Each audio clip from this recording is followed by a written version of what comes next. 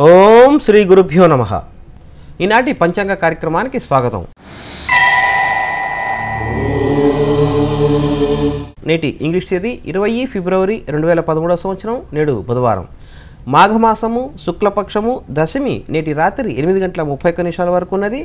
నేటి నక్షత్రం మృగశిర సాయంత్రం 5:37 వరకు. విష్కంభము అనే యోగము నేటి మధ్యాహ్నం 3:10 వరకు ఉన్నది. అలాగే తైతుల అనే కరణము నేటి ఉదయం 7:15 వరకు. దాని తర్వాత గరిజి అనే కరణము నేటి రాత్రి 8:31 వరకు. ఇక దుర్ముహూర్తము నేటి మధ్యాహ్నం 12:06 నుండి నేటి మధ్యాహ్నం 12:53 వరకు దుర్ముహూర్త కాలం. ఇక అమృత ఘడియలు నేటి ఉదయం 7:43 నుంచి ప్రారంభమై నేటి ఉదయం 9:31 వరకు కాలం అమృత ఘడియల పుణ్యకాలం.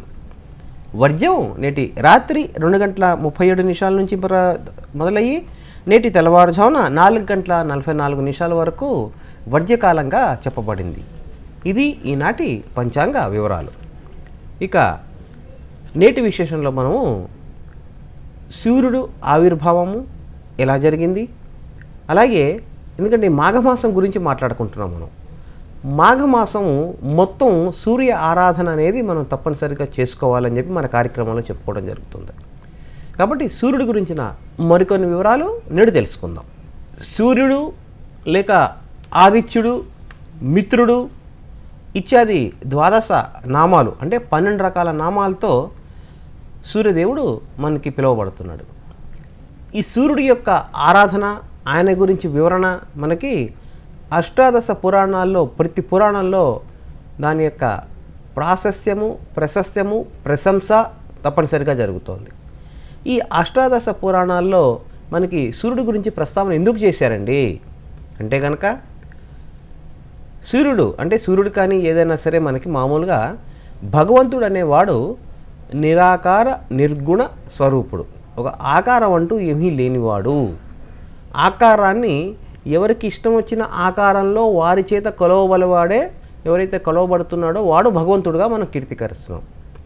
ఆ కీర్తన చేసేటప్పుడు ఆ ఫలానా రూపంతో ఉన్న భగవంతుడు, ఒక రాముడు కావచ్చు, ఒక కృష్ణుడు కావచ్చు, ఒక యోగమాయ కావచ్చు, ఒక లక్ష్మీదేవి కావచ్చు, ఒక దుర్గాదేవి కావచ్చు, ఆ ఫలానా రూపంతో కీర్తించబడే ఆ దేవి కానీ దేవత కానీ మనకి ఆ రూపంతో మనకి ప్రత్యక్షంగా ఎక్కడా కనబడట్లేదండి. భగవంతుడు అనేవాడు ఎవరైతే ఉన్నారో ఒక శక్తి, ఎటర్నల్ ఫోర్స్ అంటున్నాం మనం. ఆ ఎటర్నల్ పవర్ ఏంటి, ఎటర్నల్ ఫోర్స్ ఏంటి అనేది మనకు తెలియదు. కాబట్టి ఆ భగవంతుని రూపంలో మనకు కనబడట్లేదు. అయితే మనకి కనబడిచే భగవంతులు ఎవరయ్యా అంటే కనుక సూర్య భగవానుడు, ప్రత్యక్ష నారాయణుడు అంటున్నాం మనం. కాబట్టి ఆ ప్రత్యక్ష నారాయణుడు ఆ సూర్యదేవుడిని మనం ఆరాధిస్తున్నాం. ఎందుకు సూర్యదేవుడిని ఆరాధిస్తున్నాము అనుకుంటే కనుక సృష్టి ప్రారంభమైనప్పుడు మనకి మొత్తం అంధకారంగా ఉండేదట.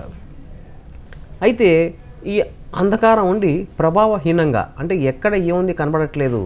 దీని యొక్క ప్రారంభం ఎప్పుడు జరిగింది అనే విషయాన్ని మనకి మార్కండేయ పురాణంలో చాలా స్పష్టంగా చెప్పారు మనకి. కృత్తిక ఉత్తరాషాఢ నక్షత్రంలో మీరు జన్మించిన, సూర్యుడు తులారాశిలో ఉన్న ఇత్యాది జాతకులందరూ తప్పనిసరిగా సూర్యగ్రహ దేవాలయానికి వెళ్ళటము, సూర్యగ్రహానికి సంబంధించిన వరకు సంధ్య ఛాయ ఇట్లాంటి భార్యా సమేతంగా సూర్యగ్రహ దేవాలయానికి వెళ్ళటము, ఆ సూర్యుడి యొక్క ఆరాధన చేయటము తప్పనిసరిగా చేసుకోవాలి. సూర్యగ్రహ దేవాలయాలు చాలా స్వల్పంగా మనకి కనిపిస్తూ ఉంటాయి.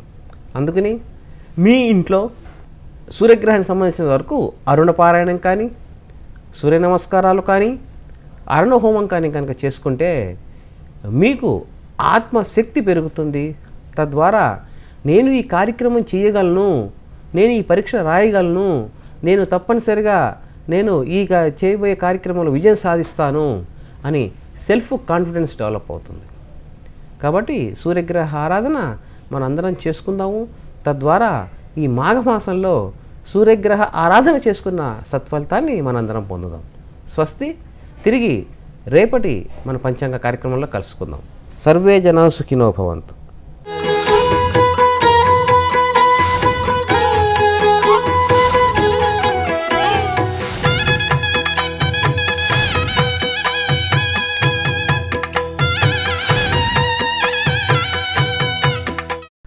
మహాగణాధిపతయే నమః.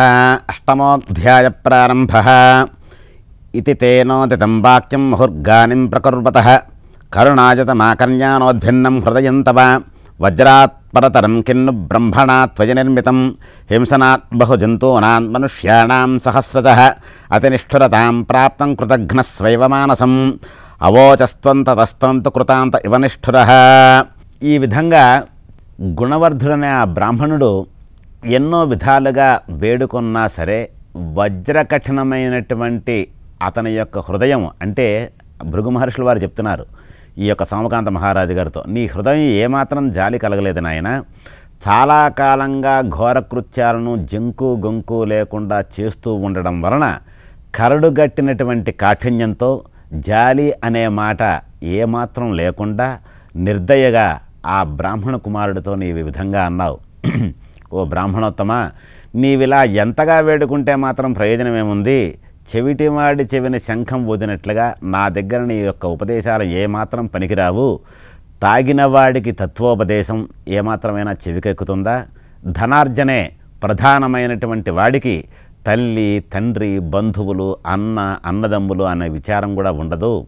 కామాతురాణం నసిగ్గు నలజ్జ అన్నట్టు సిగ్గు లజ్జ కూడా ఏమాత్రం మచ్చుకైనా లేకుండా నా వద్ద ఏ విధంగా ఉండవో నా వద్ద కూడా నీవు ఊహించేటువంటి జాలి కానీ దయ వంటి కానీ సుగుణాలు ఏమాత్రం లేవు. అయినా చాలా కాలంగా పని లేనటువంటి నా చేతికి చక్కగా చిక్కావు, నిన్ను ఏమాత్రం ఊరికే వదలను అని చెప్పని పలుకుతూ ఈ విధంగా ఓ మహారాజా దయాశూన్యుడివై, ఈ సోమకాంత మహారాజు గారితో అంటున్నారు భృగు మహర్షి, నీవు దయాశూన్యుడివై నీ కుడి చేత్తో ఖడ్గం తీసి గబుక్కున అతని యొక్క భాగాన్ని, అతని యొక్క చేతిని ఖండించావు. ఇలా లెక్కలేనటువంటి బ్రాహ్మణ దోషాలని, బ్రహ్మసూతకాలని, హత్యలని నిస్సంకోచంగా చేశావు నాయన. ఇలా ఎంతో కాలం గడిచిన తర్వాత నీకు వృద్ధాప్యం అంటే ముసలితనం కూడా వచ్చింది. ఈ యొక్క శరీరంలో వృద్ధాప్యం ఎప్పుడైతే వస్తుందో కఫము, శ్లేష్మము, వాతము ఉద్రేకించి అటూ ఇటూ కదలలేనటువంటి పరిస్థితి నీకు ఏర్పడింది. అప్పుడు నీ భార్య, నీ పుత్రులు, సేవకులు అందరూ కూడా నిన్ను నిరాదరణతో బయటికి తోసివేశారు. అప్పుడు కొంతమంది విప్రులు నీకు ఈ విధంగా సలహా ఇచ్చారు, ఓయి అతి ప్రాచీనమైనటువంటి ఈ ఆలయంలో ఒక గణపతి విగ్రహాన్ని, మూర్తి ఉంది. నీవు సకల సుందరంగా ఈ ఆలయాన్ని పునర్నిర్మించి ప్రాయశ్చిత్తం చేసుకోవడమే నీకు తగనైనటువంటి శుభకార్యము, మంచి కార్యము అని చెప్పని వాళ్ళు చెప్పారట.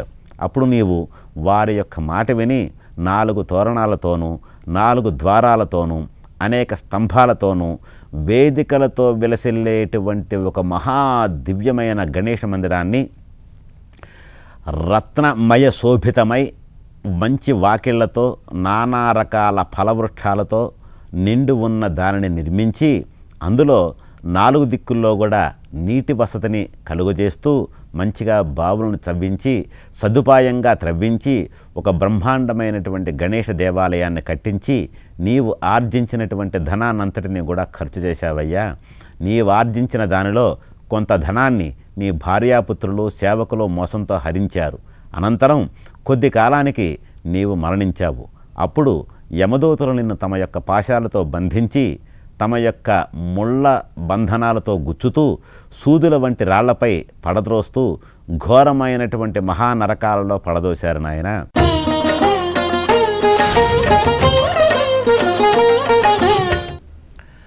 రత్నశాస్త్ర ప్రకారం రూబీ కెంపు కానీ ధరిస్తే మంచిదని చెప్తారు. దీన్నే ఈ కెంపునే మాణిక్యం అని కూడా అంటారు. సంఖ్యాశాస్త్ర ప్రకారం 2, 4, 8 సంఖ్యలు అనుకూలిస్తాయని చెప్తారు.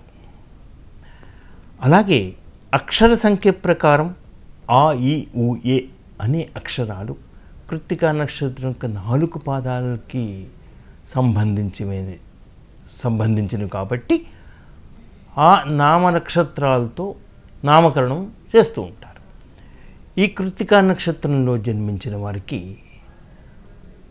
మేడిపండు వృక్షం అనగా అత్తి వృక్షాన్ని సామరస్యపూర్వకంగా అనుకూలంగా పెద్దలు ఋషివర్యులు నిర్ణయించారు. ఈ విషయం ఎన్నో గ్రంథాల్లో ఉన్నాయి. కేవలం పెద్దలు చెప్పిందే కాదు, శాలిగ్రామ నిఘంటువు తర్వాత కొన్ని వైద్య శాస్త్రాల్లో కూడా ఈ విషయాన్ని రుజువు చేశారు.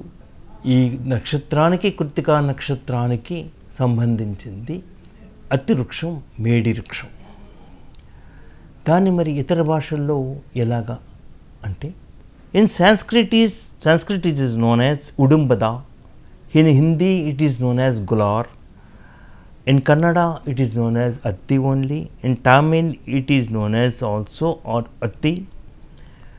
In scientific name is sacrificial fig. ఇది ఫైగస్ జాతికి చెందింది. ఇక్కడ ఫిగ్ అనగా అంజీర్ అని అర్థం.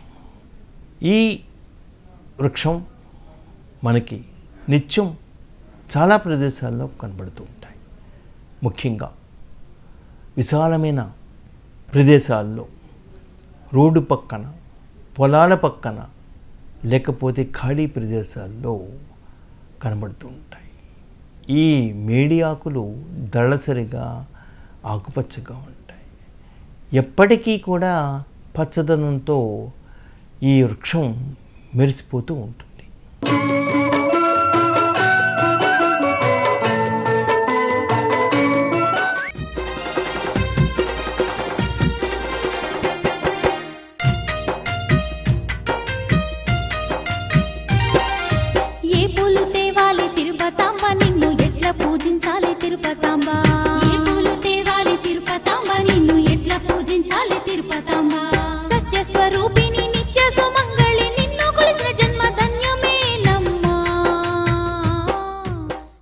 కృష్ణా జిల్లా పెనుగంచిప్రోలు మండలం కేంద్రంలో పవిత్ర మున్నేటి తీరాన కొలువై ఉన్న శ్రీ తిరుపతమ్మ అమ్మవారి దేవస్థానం నిత్య యాత్రా స్థలంగా విరాజిల్లుతోంది.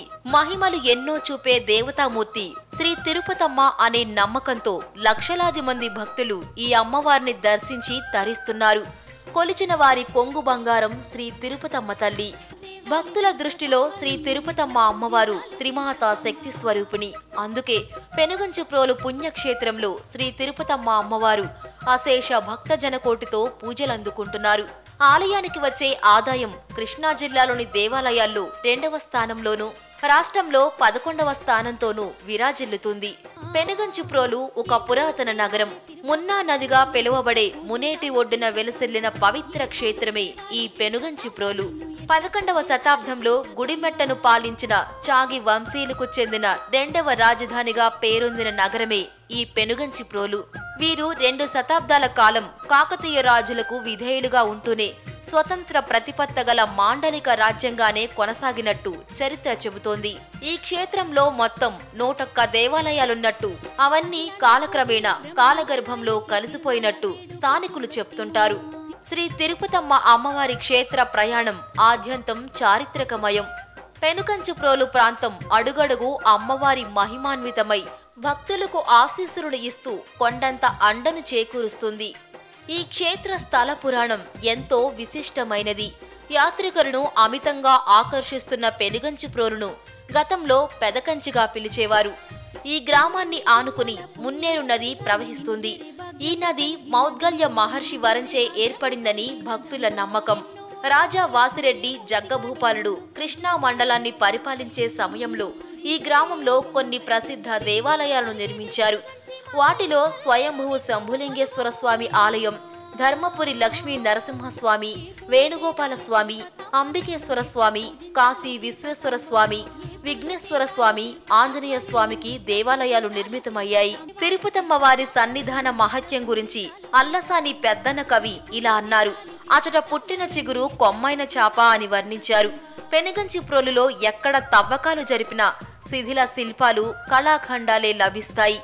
ఎక్కడ ఇంటికి పునాదులు తీస్తున్నా, ఎక్కడ కొత్త నిర్మాణానికి గోతులు తవ్వుతున్నా ఏదో ఒక పురాతన అవశేషాలు బయట పడుతూనే ఉంటున్నాయి. ఒక ప్రదేశానికి ఇంతటి మహత్తు కలగడం ఆ స్థల మహత్యమే కారణమని పెద్దలు చెబుతున్న మాటలే. ఈ గ్రామంలో ఒకప్పుడు నిర్వహించిన గృహ నిర్మాణ తవ్వకాల్లో బుద్ధుడు, నంది, ఐరావతంపై ఇంద్రుడు, శివపార్వతులతో పాటు మరికొన్ని విగ్రహాలు లభ్యమైనాయి. దీంతో కొంతకాలం ఈ పెదకంచిప్రోలు కూడా బౌద్ధ క్షేత్రంగా విరాజిల్లిందని చరిత్రకారుల్లో అభిప్రాయమని భావన. చారిత్రక ఆధారాలను బట్టి శ్రీ తిరుపతమ్మ అమ్మవారి చరిత్ర దాదాపు 17వ శతాబ్ది నాటిదని తెలుస్తుంది.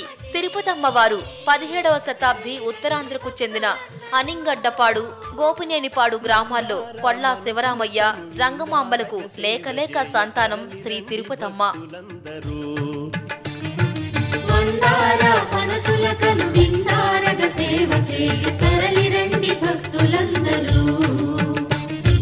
బంగారు తల్లి సేవకి తరలి రండి భక్తులందరూ. బంగారు తల్లి సేవకి తరలి రండి భక్తులందరూ. మందార మనసుల కనువిందారగ సేవ. ఈ గ్రామాలకు కొద్ది దూరంలో ఉన్న పెనుగంచిప్రోలులో కాకాని రామయ్య, కృష్ణయ్య అనే సోదరులు ఉండేవారు. రామయ్య దంపతులకు సంతానం కలిగిన కొద్ది కాలానికే అకాల మరణం చెందారు. ఆ బిడ్డకు మల్లయ్య అని పేరు పెట్టారు. పసిబాలుడైన మల్లయ్యను కృష్ణయ్య, వెంగమాంబలు పెంచుకున్నారు. కొంతకాలానికి కృష్ణయ్య దంపతులకు కూడా సంతాన ప్రాప్తి కలిగింది. ఈ బిడ్డకు గోపయ్య అనే పేరు పెట్టారు.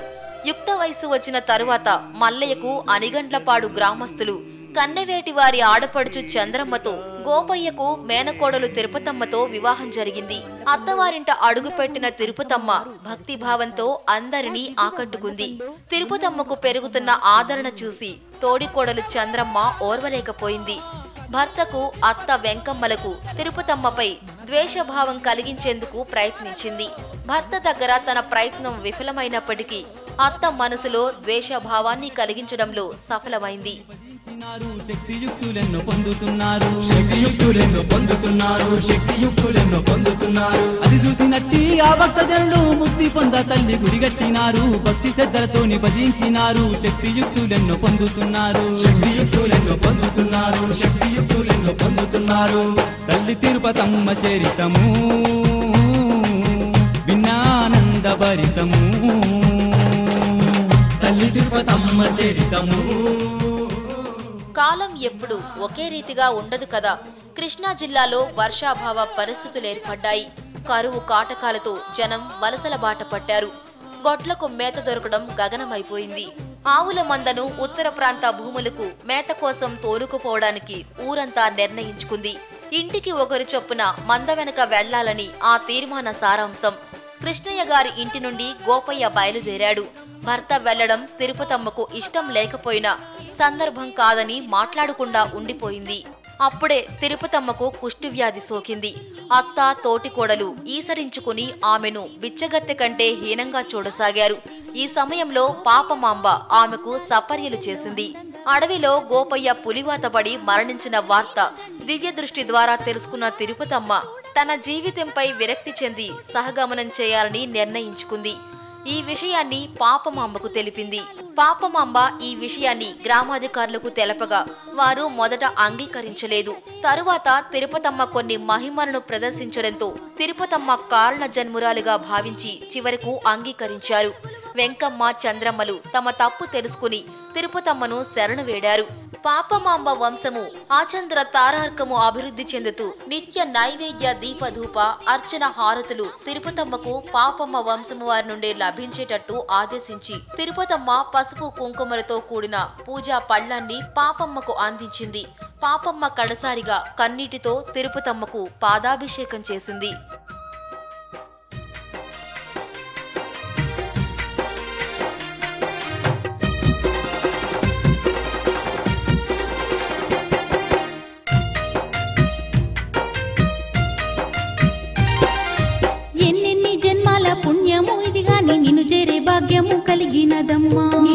భాగ్యము కలిగినదమ్మా ఎన్నో నోముల పుణ్యము ఇది గాని నిన్ను పూజించే యోగము కలిగింది. సాయం సంధ్యా వేళలో బాజా భజంత్రీలు మారుమ్రోగుతుంటే దిక్కులు పెక్కటిల్లేలా జనసందోహం జయ జయ ధ్వానాలు చేస్తుంటే తిరుపతమ్మ యోగాగ్ని ప్రవేశం చేసింది. ఆ ప్రదేశంలో తిరుపతమ్మ తల్లి చెప్పిన ప్రకారం మంగళసూత్రము, కుంకుమ భరణ, దేదీప్యమానంగా ప్రకాశించే గోపయ్య, తిరుపతమ్మల విగ్రహాలు లభించాయి. గ్రామ పెద్దలైన శ్రీశైలపతి గారు దివ్య యంత్రాలతో ప్రతిష్ఠా కార్యక్రమాన్ని నిర్వహించి ఆలయాన్ని నిర్మించారు.